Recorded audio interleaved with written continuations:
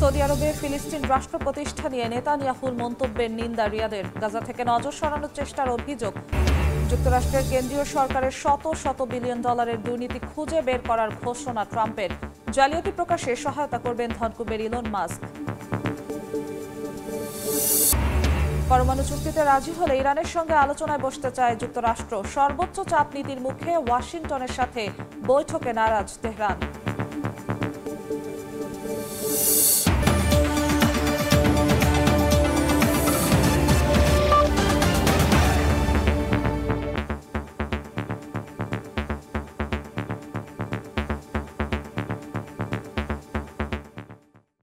আন্তর্জাতিক সময়ের সঙ্গে আছি আমি জিন্নাত আরা যশ। সৌদি আরবের ভূমিতে স্বাধীন ফিলিস্তিন রাষ্ট্র প্রতিষ্ঠা করা নিয়ে নেতানিয়াহুর প্রস্তাবের নিন্দা জানালো রিয়াদ। রোববার এক বিবৃতিতে এমন প্রস্তাব সরাসরি প্রত্যাখ্যান করেছে সৌদির পররাষ্ট্র মন্ত্রণালয়।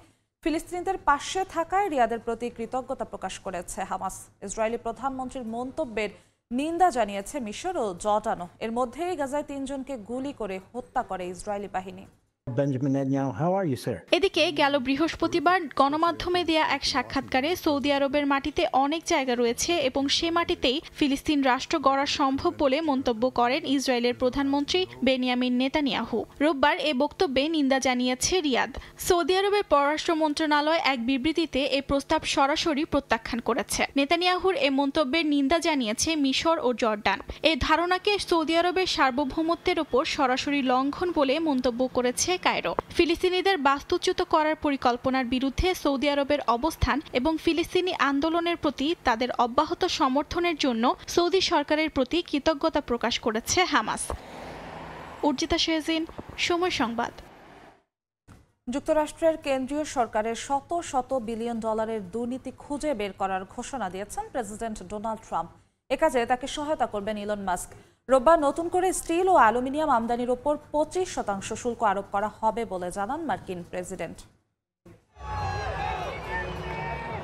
দ্বিতীয় মেয়াদে দায়িত্ব নেওয়ার পর থেকে আলোচনায় ডোনাল্ড ট্রাম্প। প্রতিদিনই খবরের শিরোনামে মার্কিন প্রেসিডেন্ট। রোববার ফক্স নিউজকে এক সাক্ষাৎকার দিয়েছেন ট্রাম্প। সেখানে তিনি দাবি করেন মার্কিনরা সরকারি খরচের অপচয় রোধ করতে তাকে নির্বাচিত করেছেন, আর সেই কাজটিই তিনি করছেন। ট্রাম্প বলেন মার্কিন সরকারি সংস্থাগুলোতে শত শত বিলিয়ন ডলারের দুর্নীতি খুঁজে বের করবেন তিনি। এ কাজে তাকে সহায়তা করবেন ইলন মাস্ক। টেসলার প্রধানকে শিক্ষা দপ্তর ও প্রতিরক্ষা ব্যয় কমানোর দায়িত্বও দেওয়া হবে বলে জানান ট্রাম্প। ইলন মাস্ককে ডিপার্টমেন্ট অব গভর্নমেন্ট এফিসিয়েন্সি নামে একটি বিভাগ পরিচালনার দায়িত্ব দিয়েছেন ট্রাম্প। এরই মধ্যে মাস্ক মার্কিন আন্তর্জাতিক উন্নয়ন সংস্থা বন্ধের পদক্ষেপ নিয়েছেন, যার ফলে হাজার হাজার কর্মী চাকরি হারিয়েছেন। যদিও আদালত সাময়িকভাবে এই ছাঁটাই আদেশ স্থগিত করেছেন। মাস্কের নিরপেক্ষতা নিয়ে প্রশ্ন উঠলে ট্রাম্প জানান এতে লাভবান হচ্ছেন না টেসলা প্রধান। এদিকে এবার স্টিল ও অ্যালুমিনিয়াম আমদানির উপর 25% শুল্ক আরোপ করা হবে বলে ঘোষণা দিয়েছেন ট্রাম্প। তবে কোন কোন দেশের আওতায় পড়বে তা এখনও জানাননি তিনি। এর আগে কানাডা ও মেক্সিকোর উপর 25% শুল্ক আরোপের ঘোষণা দেন ট্রাম্প। তীব্র সমালোচনার মুখে 1 মাসের জন্য তা স্থগিত করা হয়। সমঝোতা অনুযায়ী সীমান্তে কড়াকড়ি আরোপ করে কানাডা ও মেক্সিকো। তবে প্রধান প্রতিদ্বন্দ্বী চীনের পণ্যের উপর 10% শুল্ক আরোপ করেছেন ট্রাম্প। রাহানুল রানা, সময় সংবাদ। জনপ্রিয় ভিডিও শেয়ারিং অ্যাপ টিকটকের মালিকানা কিনছেন না মার্কিন ধনকুবের ইলন মাস্ক। চীন ভিত্তিক সোশ্যাল মিডিয়াটির বিক্রি ও কেনার আলোচনায় তার নাম সামনে এলেও এখন জানাচ্ছেন আগ্রহী নন। এর আগে ট্রাম্প জনপ্রিয় এই ভিডিও শেয়ারিং অ্যাপটি যুক্তরাষ্ট্রে কেনা বেচার কথা বলেছিলেন। তখন মার্কিন প্রেসিডেন্ট বলেছিলেন মাস্ক প্রতিষ্ঠানটি কিনতে চাইলে তার আপত্তি থাকবে না। জাতীয় নিরাপত্তার কথা মাথায় রেখে সরকার নিজেই অ্যাপটি কিনতে পারে বলে জানিয়েছে ট্রাম্প। বেশ কিছুদিন ধরে চলছে নানা জল্পনা কল্পনা। কার হাতে যাচ্ছে জনপ্রিয় ভিডিও শেয়ারিং প্ল্যাটফর্ম টিকটকের মালিকানা? সেই দৌড়ে সবার উপরে ছিল মার্কিন ধনকুবের ইলন মাস্কের নাম। জাতীয় নিরাপত্তার স্বার্থে যুক্তরাষ্ট্রের বাতিল করতে যাওয়া চীনা অ্যাপ টিকটক কিনতে ইচ্ছুক নন মাস্ক। চীনা মালিকানা প্রতিষ্ঠান বাইটড্যান্সের টিকটক কিনতে চাইলে ডোনাল্ড ট্রাম্পের কোনো আপত্তি ছিল না। মন্তব্যটি প্রকাশের 1 সপ্তাহ পর বিশ্বের শীর্ষধনী একথা জানান। অবশেষে 170 মিলিয়ন আমেরিকান ব্যবহারকারীর অ্যাপটির ভবিষ্যৎ নিয়ে এই মাসেই সিদ্ধান্ত আসতে যাচ্ছে বলে ইঙ্গিত দিয়েছেন মার্কিন প্রেসিডেন্ট ডোনাল্ড ট্রাম্প। তরুণদের মনে আস্থা ফেরাতে এই বিষয়ে ইতিবাচক ঘোষণা দিবেন বলে ধারণা করছেন কেউ কেউ। মার্কিন ব্যবহারকারীদের তথ্য সুরক্ষায় টিকটকের বর্তমান মালিকানা প্রতিষ্ঠান বাইট ড্যান্সকে জানুয়ারিতে নিষেধাজ্ঞার মুখোমুখি করার দাবি তুলেছিল দেশটির আইন প্রণেতাদের কেউ কেউ, যদিও পরে তা বিলম্ব হয়। পরে এ সংক্রান্ত আইন কার্যকর হওয়ার পর অ্যাপল এবং গুগল তাদের স্টোরগুলিতে টিকটক পুনর্স্থাপন করেনি। এদিকে টিকটক শুক্রবার বলছে, জনপ্রিয় প্ল্যাটফর্মটিতে বিধিনিষেধ এড়াতে মার্কিন অ্যান্ড্রয়েড ব্যবহারকারীরা অ্যাপটির ওয়েবসাইটে প্যাকেজ কিটের মাধ্যমে অ্যাপটি ডাউনলোড এবং সংযুক্ত করতে পারছে। আর ট্রাম্প বারবার টিকটক বিক্রির বাইট ড্যান্সের পরিকল্পনার কথা উল্লেখ করলেও তার রীতিমতো অস্বীকার করেছে প্রতিষ্ঠানটি। চলতি সপ্তাহে ট্রাম্প সার্বভৌম সম্পদ তহবিল বিষয়ক একটি কার্যকর নির্বাহী আদেশ সই করেছেন, যাতে টিকটক কেনার সম্ভাবনা রয়েছে।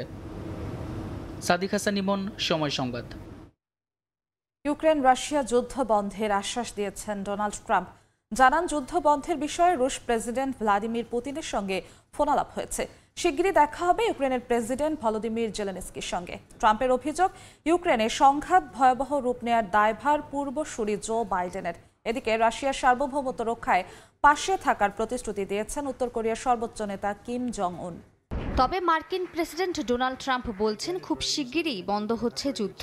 স্থানীয় সময় শনিবার নিউ ইয়র্ক পোস্টে দেয়া সাক্ষাৎকারে বলেন, তার সঙ্গে রুশ প্রেসিডেন্টের আলোচনা হয়েছে, আর মৃত্যু দেখতে চান না বলে জানিয়েছেন ভ্লাদিমির পুতিন। তবে ট্রাম্প স্পষ্ট করেননি যে এ ফোনালাপ তার ক্ষমতা গ্রহণের আগে না পরে।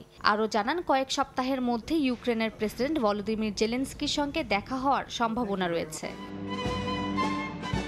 ইউক্রেন যুদ্ধ দীর্ঘায়িত হওয়ার জন্য পূর্বসূরি জো বাইডেনকে দায়ী করেন ট্রাম্প। বলেন, তিনি চাইলেই প্রাণহানি অনেকাংশে কমাতে পারতেন। যুক্তরাষ্ট্রের জন্য কলঙ্ক বয়ে এনেছেন বাইডেন। এদিকে ন্যাটোর চেয়ারম্যান জিউসিপি কাভো-ড্রাগনের সঙ্গে দেখা করেছেন জেলেনস্কি। ন্যাটোর সদস্য দেশগুলোর সামরিক সহায়তা এবং দূরপাল্লার ড্রোন উৎপাদনে সরাসরি বিনিয়োগের বিষয়ে আলোচনা করেন। অন্যদিকে রাশিয়ার সার্বভৌমত্ব রক্ষায় পাশে থাকার প্রতিশ্রুতি দিয়েছেন উত্তর কোরিয়ার সর্বোচ্চ নেতা কিম জং উন। মালিহা সুহরাওয়ার্দী, সময় সংবাদ। আন্তর্জাতিক সময়ে আরও থাকছে, যুক্তরাজ্যে উচ্চশিক্ষা থেকে মুখ ফিরিয়ে নিচ্ছে বিদেশি শিক্ষার্থীরা। বিশ্ববিদ্যালয়গুলোতে উল্লেখযোগ্য হারে কমছে আবেদন। অভিবাসন নীতিকে দুষছেন সংশ্লিষ্টরা।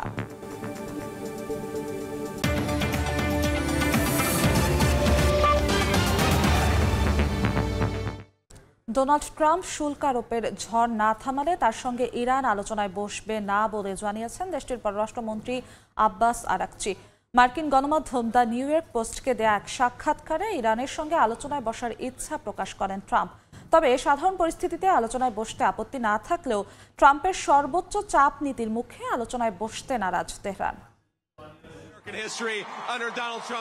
মার্কিন প্রেসিডেন্ট ডোনাল্ড ট্রাম্পের দ্বিতীয় মেয়াদের শাসনামলে কূটনৈতিক পরিকল্পনা বাস্তবায়নের মূল হাতিয়ার হয়ে উঠেছে নিষেধাজ্ঞা ও শুল্ক আরোপ। যখনই কোনো দেশ মার্কিন সরকারের প্রত্যাশা পূরণে অনীহা প্রকাশ করছে, তখনই তাদের দিকে ছুড়ে দেওয়া হচ্ছে শুল্ক আরোপের হুঁশিয়ারি। এই তালিকা থেকে বাদ যায়নি ইরানও। মার্কিন মসনদে বসা আগের শাসকরাও ইরানের ওপর নানাবিধ নিষেধাজ্ঞা আরোপ করেছেন। বুধবার ট্রাম্পও তার সর্বোচ্চ চাপ নীতি অনুসরণ করে চীনে ইরানীয় অপরিশোধিত তেল বহনকারী প্রতিষ্ঠানের উপর অর্থনৈতিক নিষেধাজ্ঞা আরোপ করেন। বিভিন্ন গণমাধ্যম বলছে, মূলত তেহরানের পারমাণবিক কর্মসূচি বিষয়ে ইরান প্রশাসনকে বাগে আনতেই এ ধরনের পদক্ষেপ নিচ্ছেন ট্রাম্প। যদিও চাপের মুখে মার্কিনদের কাছে নত হতে নারাজ পেজিশকিয়ান প্রশাসন, তবে ট্রাম্পও পিছু হটার পাত্র নন। শুল্কারোপের পাশাপাশি নানা প্রলোভনও দেখিয়ে যাচ্ছেন তিনি। শনিবার মার্কিন গণমাধ্যম দ্য নিউ ইয়র্ক পোস্টকে দেয়া এক সাক্ষাৎকারে ট্রাম্প বলেন, ইরান যদি যুক্তরাষ্ট্রের সঙ্গে চুক্তিতে রাজি হয়, তবে তাদের ভূখণ্ডে আর হামলা চালাবে না ইসরায়েল। এদিকে ইরান বলছে আলোচনায় বসতে আপত্তি নেই তাদের, তবে তা কোনোভাবেই ট্রাম্পের দেয়া চাপের ফলে নয়। দেশটির পররাষ্ট্রমন্ত্রী আব্বাস আরাকচি এক বিবৃতিতে বলেন, তাদের উপর আরোপিত নিষেধাজ্ঞা প্রত্যাহারে আলোচনার বিকল্প নেই। তবে তা যদি ট্রাম্পের ছুড়ে দেয়া নিত্য নতুন হুঁশিয়ারির কারণে হয়, তবে তা চুক্তি কম, আত্মসমর্পণই বেশি হবে। এ অবস্থায় ট্রাম্প তার নতুন হাতিয়ারের ব্যবহার চালিয়ে গেলে ইরান আলোচনায় বসবে না বলে জানান আরাকচি। সাদিয়া তাসনিম, সময় সংবাদ। বাংলাদেশ সহ বিদেশি শিক্ষার্থীরা হঠাৎ করে যেন মুখ ফিরিয়ে নিচ্ছে উচ্চ শিক্ষার তীর্থস্থান খ্যাত যুক্তরাজ্য থেকে। বিশ্ববিদ্যালয়গুলোতে বিদেশি শিক্ষার্থীদের আবেদন উল্লেখযোগ্য হারে কমছে। অভিবাসন নীতিমালায় সরকারের কঠোর অবস্থানের কারণেই বিকল্প খুঁজছে শিক্ষার্থীরা, বলছেন সংশ্লিষ্টরা। লন্ডন থেকে বিস্তারিত শোয়েব কবিরের রিপোর্টে। যুক্তরাজ্যের বিশ্ববিদ্যালয়গুলোতে বিদেশি শিক্ষার্থীদের ভর্তির আবেদন হঠাৎ করে উল্লেখযোগ্য হারে কমতে শুরু করেছে। গেল বছর গ্র্যাজুয়েট লেভেলে পড়তে আসা শিক্ষার্থীদের সাথে করে পরিবারের সদস্যদের আনার ক্ষেত্রে বিধিনিষেধ জারি করা হয়। অপরদিকে ব্রিটিশ শিক্ষার্থীদের সাথে তুলনামূলকভাবে আকাশচুম্বী টিউশন ফি বৃদ্ধিও অন্যতম কারণ মনে করছেন অনেকে। তবে বিশ্ববিদ্যালয়ে ভর্তি বিষয়ক পরামর্শ প্রদানকারী প্রতিষ্ঠানগুলো বলছে শিক্ষার মান ধরে রাখার ক্ষেত্রে এখনো শীর্ষ স্থানে রয়েছে যুক্তরাজ্য। অ্যারাউন্ড 40% স্টুডেন্ট ইউকেতে আসার পরিমাণ কমেছে, যদিও ব্রিটিশ কাউন্সিল এবং ইউকেবিআই ডাটা থেকে পরবর্তীতে আমরা জানতে পারবো ওর অ্যাকচুয়াল পরিমাণ কত। কোনো কোনো ইউনিভার্সিটি 100% টিউশন ফি পর্যন্ত নেয়, যেটা একসাথে দেওয়াটা অনেক টাফ। সেকেন্ডলি হচ্ছে ডিপেন্ডেন্ট বন্ধ করে দেওয়ার কারণে অনেকে ফ্যামিলি ছাড়া আসতে যাচ্ছে না, সো তারা অন্য কোথাও পার্সু করছে মাস্টার্স। দেশটির মোট অভিবাসীর সংখ্যা ঠিক রাখার পাশাপাশি বিশ্ববিদ্যালয়গুলোতে মেধাবীদের ভারসাম্য রাখতেই কঠোর নীতিতে সরকার। হাড়ভাঙ্গা পরিশ্রমের চাকরি করে উচ্চ মাত্রার টিউশন ফি পরিশোধে হিমশিম খেতে হচ্ছে বিদেশি শিক্ষার্থীদের। স্টুডেন্টদের ভিসা এক্সটেনশনের ক্ষেত্রে সিরিয়াস করা করে, যেমন কোনো একটা সাবজেক্টে যদি একটা কোনো সেকশনে একটা কোনো সেমিস্টার যদি ফেল করে, তাহলে সেটা রিটেক দেওয়ার ক্ষেত্রে অনেক ইনস্টিটিউশনে নতুন করে কস্ট ইস্যু করতে দেয় না। তো এই সকল কতগুলি কম্বাইন্ড রিজনে দেখা যাচ্ছে যে এখানে স্টুডেন্ট হিসেবে সাস্টেন করা খুবই কঠিন হয়ে যাচ্ছে। বিদেশি শিক্ষার্থীর ভর্তি হ্রাস পাওয়ায় নিজেদের পরিচালনা ব্যয় মেটাতে সংকটে অনেক বিশ্ববিদ্যালয়। সংকট মোকাবেলায় কার্ডিফ বিশ্ববিদ্যালয়ে কর্মরত 400 জনকে চাকরিচ্যুত করার পরিকল্পনা নেওয়া হয়েছে। একই সাথে বন্ধ করে দেওয়া হচ্ছে বেশ কয়েকটি কোর্স ও বিভাগ।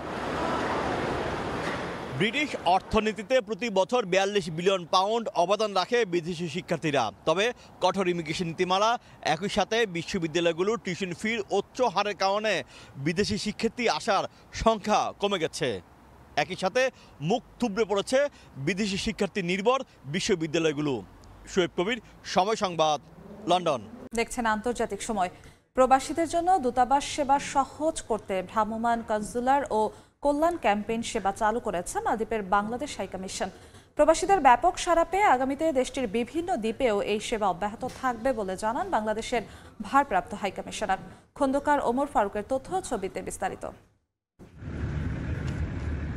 মালদ্বীপে কর্মরত বিদেশি কর্মীদের মধ্যে বাংলাদেশি কর্মী রয়েছেন প্রায় লাখের অধিক। পাসপোর্ট নবায়ন সহ নানা জটিলতায় অনেক প্রবাসী অবৈধভাবে কর্মরত আছেন দেশটিতে।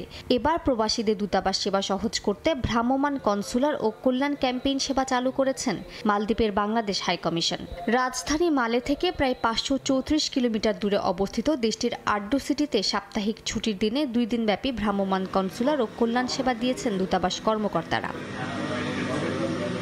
দ্বীপটির স্থানীয় একটি আবাসিক হোটেলে ভ্রাম্যমাণ কনসুলার ও কল্যাণ ক্যাম্পেইন আয়োজন করেন আড্ডু সিটি কাউন্সিলর। এই সময় প্রায় 50 জন প্রবাসী বাংলাদেশিকে মোবাইল ডিভাইসের মাধ্যমে 55টি ই পাসপোর্ট, 12টি এমআরপির এনরোলমেন্ট সহ তাৎক্ষণিকভাবে ওয়েজ আর্নার্স কল্যাণ বোর্ডের মেম্বারশিপ কার্ড প্রদান করা হয় বলে জানান দূতাবাস কর্মকর্তা। এখানে আমরা 2 দিন থাকবো এবং 2 দিন আমরা বাংলাদেশি যারা আছে এখানে, যাদের পাসপোর্ট নেই, পাসপোর্ট রিনিউ করতে হবে, এবং যারা প্রবাসী কল্যাণ বোর্ডের যে মেম্বারশিপ কার্ড আছে ওই সেবা দেওয়ার জন্য আমরা এসেছি। কর্মব্যস্ততার কারণে প্রবাসীরা মালের অফিসে তাদের দূতাবাস সেবা গ্রহণ করতে অনেক সমস্যার সম্মুখীন হতে হয়। দূতাবাসের এ ধরনের ক্যাম্পেইনে জটিলতা থেকে রেহাই পাবেন বলে মনে করেন প্রবাসী বাংলাদেশিরা। তো আমরা এখানে আড্ডু সিটি থেকে মালে যাইতে অনেক টাকা ব্যয় করার ব্যাপার, প্রায় মোরলেস রুপিয়া 9000 প্লাস পরিমাণের টাকা প্রয়োজন লাগে। টিকিট, হোটেল বুকিং অনেক দোকান দিতে পড়তে হয়। আসলে একটা খুব সংকটের ভিতরে ছিলাম, সেই সংকটটা কাটিয়ে আমাদের বাংলাদেশের হাইকমিশনারের পক্ষ থেকে যে টিম আড্ডু সিটিতে আসছে, আমাদের যে উদ্যোগটা করছে, যেটা আমাদের সহজ হয়েছে। মাল যেতে আমার 6000 টাকা খরচ হতো, টিকিট কাটা যেত, মালে থাকতে হতো অনেক টাকা খরচ হতো, 10,000 টাকা প্রায় আমি সেভ হয়েছে। প্রবাসীদের ব্যাপক সাড়া পাওয়ায় আগামীতে দেশটির বিভিন্ন আইল্যান্ডে এই ক্যাম্পেইন আয়োজন করা হবে বলে জানান বাংলাদেশের ভারপ্রাপ্ত হাইকমিশনার মোহাম্মদ সোহেল পারভেজ। এটি আমরা ভবিষ্যতে আরও অন্যান্য আইল্যান্ডেও আমরা নিয়ে যাব, যাতে করে আমরা আমাদের প্রবাসীদের জন্য যে সেবাটি রয়েছে সেগুলো আমরা তাদের দোরগোড়ায় পৌঁছে দিতে পারি, এবং এতে করে তারা মালদ্বীপের রাজধানী মালেতে না এসেই খুব সুন্দরভাবেই তাদের যে কাঙ্ক্ষিত সেবাটি সেটি তারা কম খরচে এবং কম সময় ব্যয়ে পাবেন। দূতাবাসের এমন কল্যাণমূলক কার্যক্রম দেশটির প্রতিটি আইল্যান্ডে অব্যাহত রাখার দাবি প্রবাসীদের। সময় সংবাদ, মালদ্বীপ। জার্মানির ফ্রাঙ্কফুর্টে চলছে গৃহস্থালী পণ্যের সবচেয়ে বড় মেলা অ্যাম্বিয়েন্তে 2025। মেলায় বিশ্বের কয়েক হাজার ক্ষুদ্র ও মাঝারি শিল্প প্রতিষ্ঠানের সাথে বাংলাদেশের 42টি কোম্পানি অংশ নিয়েছে। জার্মানি থেকে বিস্তারিত জানাচ্ছেন বিটু বড়ুয়া। জীবন হোক ছন্দময় ও নান্দনিক শিরোনামে বরাবরের মতো এবছরও জার্মানির হেসেন প্রদেশের বাণিজ্যিক রাজধানী ফ্রাঙ্কফুর্টে চলছে বিশ্বের সবচেয়ে বড় গৃহস্থালী পণ্যের বাণিজ্য মেলা আম্বিয়ান্তে 2025। এই মেলায় আয়োজক দেশ জার্মানি ছাড়াও বিশ্বের প্রায় 4000-এরও বেশি শিল্প উদ্যোক্তা, পণ্য প্রস্তুতকারক, ডিজাইনার ও পণ্য প্রদর্শক অংশগ্রহণ করে। অন্যান্য বছরের মতো বাংলাদেশের উপস্থিতিও বেশ লক্ষণীয়। দেশের 42টি প্রতিষ্ঠান বিশ্বখ্যাত এই মেলায় তাদের তৈরি নানা পণ্য প্রদর্শন করছে, যার মধ্যে 12টি প্রতিষ্ঠান দেশের রপ্তানি উন্নয়ন ব্যুরোর অধীনে, বাকি প্রতিষ্ঠানগুলো ব্যক্তিগত। মেলায় অংশ নিয়ে দেশের তৈরি পাটজাত, কাঠ ও বাঁশের হস্তশিল্প, সিরামিক সহ টেকসই নানা পণ্য বিদেশিদের কাছে তুলে ধরছে তারা। প্রথমবারের মতো আমরা আসছি অ্যাম্বিয়েন্টে জার্মানি ফেয়ারে। এক্সপিরিয়েন্স ভালো, মাশাআল্লাহ রেসপন্সও ভালো। ইনশাআল্লাহ ভবিষ্যতে আরও আসবে এবং বড় পরিসরে আসার চেষ্টা করব। আমরা যত বেশি আমাদের পণ্যগুলোকে বিদেশের বাজারে তুলে ধরব, তত বেশি আমাদের অর্থনৈতিক উন্নয়নে বাংলাদেশ এগিয়ে যাবে। আমরা আসলে বাংলাদেশের যে ঐতিহ্য বা যে বাংলাদেশের যে কালচারাল যে মোটিভগুলো আছে, যে পুরনো মোটিভগুলো আছে, সেগুলোকে আসলে আমরা আমাদের এই কাজের মাধ্যমে আমরা কন্টেম্পোরারি ডিজাইনের দিয়ে আমরা তুলে ধরতে চেয়েছি। এটা আমার ফার্স্ট টাইম অ্যাম্বিয়েন্টে, and thanks to export promotion bureau and the embassy of Bangladesh আমাদেরকে এই অপরচুনিটি দেওয়ার জন্য। মেলায় বাংলাদেশের অংশগ্রহণ নিয়ে জার্মানিতে নিযুক্ত বাংলাদেশ দূতাবাসের চার্জ দ্য অ্যাফেয়ার্স রাহাত বিন জামান, দূতাবাসের কমার্শিয়াল কাউন্সিলর চৌধুরী মোহাম্মদ গোলাম রাব্বি বলেন, আম্বিয়ান্তের মতো আন্তর্জাতিক এমন বাণিজ্য মেলা বাংলাদেশের অর্থনীতি, ভাবমূর্তি ও বৈচিত্র্যময় পণ্যের মান রক্ষার মাপকাঠি। একই সাথে আন্তর্জাতিক বাজারে দেশের অবস্থানকে আরও শক্তিশালী করার দারুণ সুযোগ। এই মেলাতে অংশগ্রহণ করলে আমরা মনে করি যে বাংলাদেশের অর্থনীতি একদিকে যেমন ডাইভার্সিফাইড হবে, বিজনেস ডাইভার্সিফাইড হবে, তেমনিভাবে ইউরোপিয়ান মার্কেটেও আমাদের পণ্য লাইনগুলোর যেটা আমরা সেটার সক্ষমতা আমরা দেখাতে পারবো। 5 দিন ব্যাপী এবারের মেলায় হস্তশিল্প, সিরামিক্স ও কুকওয়্যার সহ বিভিন্ন বৈচিত্র্যময় পণ্য প্রদর্শিত হচ্ছে। প্রায় প্রতিদিনই মেলায় থাকছে নানা পণ্য ও আইডিয়া নিয়ে পরিচিতি পর্ব। মেলা চলবে 11 ফেব্রুয়ারি পর্যন্ত। জার্মানি থেকে বিটু বড়ুয়া, সময় সংবাদ।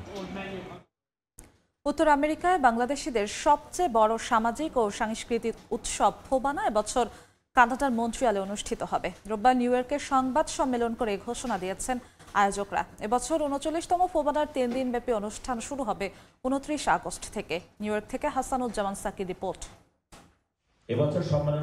Federation of Bangladeshi association in North America ফোবানার 39তম আসর বসছে কানাডার মন্ট্রিয়ালে। রোববার নিউ ইয়র্কের জ্যাকসন হাইটসের একটি রেস্তোরাঁয় সংবাদ সম্মেলন করে আয়োজক সংগঠন কানাডা বাংলাদেশ সলিডারিটি ও ফোবানার কেন্দ্রীয় কমিটি। এতে জানানো হয়, এবছর আগস্টের 29, 30 ও 31 তারিখ 3 দিনব্যাপী অনুষ্ঠান হবে কানাডার মন্ট্রিয়ালের ডাউনটাউনে। উৎসবে বাংলা কৃষ্টি সংস্কৃতি, ইতিহাস ও ঐতিহ্যকে নতুন প্রজন্মের কাছে তুলে ধরা হবে বলে জানান আয়োজকরা। প্রবাসীরা আমরা কিভাবে থাকছি এবং আমরা কিভাবে নতুন প্রজন্মকে সম্পৃক্ত করতে পারছি অথবা পারছি না, ব্যর্থতা কোথায়, সফলতা কোথায়, এই বিষয়গুলিকে আমরা অনুষ্ঠান বিভিন্ন সেগমেন্টে আমরা অনুষ্ঠানের মাধ্যমে তুলে নিয়ে আসতে চাই।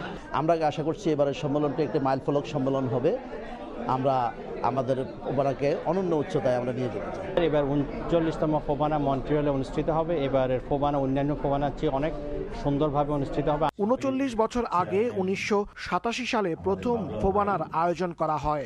যদিও বেশ কয়েক বছর ধরে উত্তর আমেরিকায় প্রবাসী বাংলাদেশিদের সবচেয়ে বড় এই প্ল্যাটফর্মটি কয়েক ভাগে বিভক্ত। মন্ট্রিয়াল ফোবানার আয়োজকরা আশা করছেন নিজেদের মধ্যে দ্বিধাদ্বন্দ্ব ভুলে আবারও তারা ঐক্যবদ্ধ হবেন। এই আমেরিকায় যে 3-4টা ফোবানা যাতে না থাকে সবার মধ্যে যে একটা দ্বন্দ্ব বা কিসের দিয়ে এটাকে ভেদ করে দিয়ে আগামীতে আমরা সব একসঙ্গে কাজ করার এই অঙ্গীকার নিয়ে আগামী পথ চলবো। আমরা একটা কম্বাইন্ড প্রসেসের দিকে যাচ্ছি। আমরা একই প্ল্যাটফর্মে আবার আসব। আমাদের দরজা সবসময় ওপেন, আমরা ডায়ালগ করছি। বরাবরের মতো এই বছরও যুক্তরাষ্ট্রের কয়েকটি স্থানে ফোবানা অনুষ্ঠিত হবে, তবে উত্তর আমেরিকার দেশ কানাডায় একটি ফোবানা অনুষ্ঠিত হচ্ছে। তাই মন্ট্রিয়ালের ফোবানা বাংলাদেশিদের মিলন মেলায় পরিণত হবে বলে আশা করছেন আয়োজকরা। হাসানুজ্জামান সাকি, সময় সংবাদ, নিউ ইয়র্ক, যুক্তরাষ্ট্র। বাংলাদেশের মানচিত্র রক্ষায় বিএনপির ভারপ্রাপ্ত চেয়ারম্যান তারেক রহমানের নেতৃত্বে ঐক্যবদ্ধভাবে কাজ করার বিকল্প নেই। যুক্তরাষ্ট্রের ক্যালিফোর্নিয়া বিএনপির দ্বিবার্ষিক সম্মেলনে মন্তব্য করেন দলটির নেতারা। পরে নতুন কমিটি ঘোষণা করা হয়। লস অ্যাঞ্জেলেস থেকে লস্কর আল মামুনের রিপোর্টে বিস্তারিত। স্থানীয় সময় শনিবার লস অ্যাঞ্জেলেসে অনুষ্ঠিত হয়েছে ক্যালিফোর্নিয়া বিএনপির দ্বিবার্ষিক সম্মেলন। দিনব্যাপী এ সম্মেলনে প্রধান অতিথি হিসেবে উপস্থিত ছিলেন বাংলাদেশ জাতীয়তাবাদী দলের কেন্দ্রীয় নির্বাহী কমিটির আন্তর্জাতিক বিষয়ক সম্পাদক আনোয়ার হোসেন খোকন। প্রধান অতিথির বক্তৃতায় তিনি বলেন, নতুন কমিটি গঠনে সবার আগে মূল্যায়ন করা হবে বিগত 15 বছরের আন্দোলন সংগ্রামের ত্যাগী নেতা কর্মীদের। এই 15 বছর দলের জন্য শ্রম দিয়েছে, ত্যাগ করেছে, নিজের জীবনকে বাজি রেখে জনাব তারেক রহমানের নির্দেশে আগামী বাংলাদেশ গড়ে তোলার স্বপ্ন নিয়ে যারা কাজ করেছে, প্রথম দাবি তাদের। ক্যালিফোর্নিয়া বিএনপির সভাপতি বদরুল আলম চৌধুরীর সভাপতিত্বে ও সাধারণ সম্পাদক এম ওয়াহিদ রহমানের সঞ্চালনায় সম্মেলনে অংশ নেন স্থানীয় বিএনপির সকল স্তরের নেতাকর্মীরা। ক্যালিফোর্নিয়া বিএনপির ঐক্যকে দলের জন্য এক অনুকরণীয় দৃষ্টান্ত হিসেবে উল্লেখ করেন বক্তারা। আমরা এইভাবে যেদিন সংগঠিত হয়ে অবাধ নিরপেক্ষ নির্বাচনের মাধ্যমে বাংলাদেশের রাষ্ট্র ক্ষমতায় তারেক রহমানকে আমরা প্রধানমন্ত্রী হিসেবে করতে পারি। আমাদের প্রথম দাবি হচ্ছে আমাদের ভোটের অধিকার দিবেন, আমরা যেন বহির্বিশ্ব থেকে আমরা ভোট দিতে পারি। সম্মেলনে উপস্থিত নেতাকর্মীদের সর্বসম্মতিতে ক্যালিফোর্নিয়া বিএনপির বর্তমান সভাপতি বদরুল আলম চৌধুরী শিপলু এবং সাধারণ সম্পাদক এম ওয়াহিদ রহমানকে পুনরায় নির্বাচিত করার সিদ্ধান্ত গৃহীত হয়। পরে তাদের নাম ঘোষণা করেন প্রধান অতিথি। লস্কর আল মামুন, সময় সংবাদ, লস অ্যাঞ্জেলেস, যুক্তরাষ্ট্র। বিশেষ এক পদ্ধতিতে কফি ফল গাজানোর মাধ্যমে কফি বীজ উৎপাদন করা হচ্ছে ইয়েমেনের হারাজ অঞ্চলে। এর ফলে দিন দিন ইয়েমেনের কফির চাহিদা বাড়ছে সারা বিশ্বে। বিশেষ প্রক্রিয়ায় কফি ফল গাজানোর মাধ্যমে প্রস্তুত করা হয় এই কফি বীজ। যুগ যুগ ধরে স্বাদ ও গুণের জন্য সারা বিশ্বে পরিচিত ইয়েমেনের কফি। এবার কফিতে বাড়তি স্বাদ যোগ করতে দেশটির কৃষকরা উদ্ভাবন করেছেন কফি ফল বা কফি চেরি গাজানোর নতুন এক পদ্ধতি। এই প্রক্রিয়া অনুসরণ করে নিজেদের চেষ্টাতেই তারা কফির নিজস্বতা পরিবর্তন না করেই কফিতে নিয়ে আসতে পেরেছেন অসাধারণ স্বাদ। ইয়েমেনের রাজধানী সানার পশ্চিমাঞ্চলের হারাজ পার্বত্য অঞ্চলে উৎপাদিত হয় বিশেষ এই ধরনের কফি বীজ। এই প্রক্রিয়ায় কফি চেরিগুলোকে বস্তাবন্দি করে ব্যারেলে রাখা হয়। নির্দিষ্ট সময় পর রোদে শুকানো হয় এগুলো। এই সময়ে কয়েকবার তাপমাত্রা পরিবর্তন কফি চেরির মধ্যে রাসায়নিক বিক্রিয়া ঘটতে সাহায্য করে। ফলে গুণগত পরিবর্তন আসে কফি বীজে, যোগ হয় কাঙ্ক্ষিত স্বাদ ও গুণ। প্রচলিতভাবে শুধু রোদে শুকানো কফির সঙ্গে ক্রেতারা সহজেই পার্থক্য করতে পারেন এই কফির। পরীক্ষামূলক এই পদ্ধতিতে সফলতা পাওয়ার পর দেশটির কৃষকরা কাজ করছেন কফি ফল গাজানোর নতুন অন্যান্য পদ্ধতি উদ্ভাবনে। আমরা বুঝতে পেরেছি যে নতুন এই পদ্ধতির কারণেই বিদেশের বাজারে এই কফির চাহিদা বেড়েছে। আমরা এই পদ্ধতি নিয়ে গবেষণা শুরু করেছি যাতে এটির অতুলনীয় স্বাদ ও গুণের কারণে সবার কাছে পরিচিতি পায়। এটা খুব ভালো পদ্ধতি, কৃষকের জন্য এটি উপকারী। কৃষকদের নতুন এই চেষ্টা দেশটির কফির বাজারকে নিয়ে গেছে অন্য মাত্রায়। রপ্তানি পণ্যের মধ্যে কফিকে এনে দিয়েছে গুরুত্বপূর্ণ স্থানে। 2023 সালে এই পদ্ধতিতে দেশটির কৃষকেরা 19 টন কফি বীজ উৎপাদন করেছেন। দেশ ও দেশের বাইরে দিন দিন বেড়ে চলেছে এটির চাহিদা। কাকুলি আখতার, সময় সংবাদ। দেখছেন আন্তর্জাতিক সময়। বলিভিয়ায় শুরু হয়েছে উৎসবের মৌসুম। কার্নিভাল উদযাপন করতে ভিড় করেছে শত শত বলিভিয়ান ও বিভিন্ন দেশ থেকে যাওয়া পর্যটকরা। স্টেজে অদ্ভুত অঙ্গভঙ্গি করে এক জোকারের নৃত্য পরিবেশনের এই চিত্র বলিভিয়ার লা পাজ শহরের। রাস্তা জুড়ে নানা রঙের পোশাক পরে উৎসবে অংশ নেন অনেকে। ঐতিহ্যবাহী পোশাক পরেও স্টেজে পারফর্ম করতে দেখা যায় অনেককে। স্থানীয় সময় রোববার এমনই আনন্দ উপভোগ করার মাধ্যমে কার্নিভালের সূচনা করতে দেখা যায় শত শত বলিভিয়ান ও নানা দেশ থেকে আসা পর্যটকদের। করা হয় উৎসবের কথিত আত্মাকে নিয়ে শোভাযাত্রা। বলিভিয়ানদের বার্ষিক ঐতিহ্যবাহী রীতি অনুসারে উৎসবের মৌসুম শুরু করা হয় কবর থেকে শঙ্কে জাগ্রত করার মাধ্যমে। শহর জুড়ে তার কফি নিয়ে প্রদর্শনী করে স্থানীয়রা মেতে ওঠে আনন্দ উৎসবে। তাদের বিশ্বাস শং গেল 1 বছর যাবৎ কফিনে ছিল এবং যাকে জাগিয়ে তুললে হবে লা পাজ শহরের উৎসবের সূচনা। কার্নিভালের রানী সাহায্য করে আত্মাকে জাগিয়ে তুলতে। প্রতি বছর ফেব্রুয়ারি থেকে মার্চ মাস পর্যন্ত কার্নিভালের সময় হিসেবে ধরা হয়। এ কয়েকদিন খ্রিস্ট ধর্মের নানা ধরনের উৎসব পালনে ব্যস্ত থাকেন সবাই। অর্জিতা শেহজিন, সময় সংবাদ। আন্তর্জাতিক সময়ের শীর্ষ সংবাদ জানিয়ে দিচ্ছি আরেকবার। সৌদি আরবে ফিলিস্তিন রাষ্ট্র প্রতিষ্ঠা নিয়ে নেতানিয়াহুর মন্তব্যের নিন্দা রিয়াদের। যুক্তরাষ্ট্রের কেন্দ্রীয় সরকারের শত শত বিলিয়ন ডলারের দুর্নীতি খুঁজে বের করার ঘোষণা ট্রাম্পের। জালিয়াতি প্রকাশে সহায়তা করবেন ধনকুবের ইলন মাস্ক।